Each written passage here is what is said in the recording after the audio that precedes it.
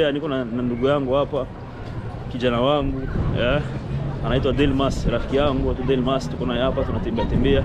Yaani huyu anaishi huyu mji, anauzoea sana, anaujua sana. Kwa hiyo nimekuja kumtembelea tu. Na mimi nikasema chukue hii fursa. Kwa mimi napenda kufanya video. Chukue tu fursa ya kamata ma video tu sehemu tunatembea pamoja nini. Naona bwana. Watu wanaendelea kutembea washikaji hapa. Sehemu tofauti wanaangalia na wenyewe wanakosha macho. Kuna watu ambao wanatuangalia wako sehemu tofauti.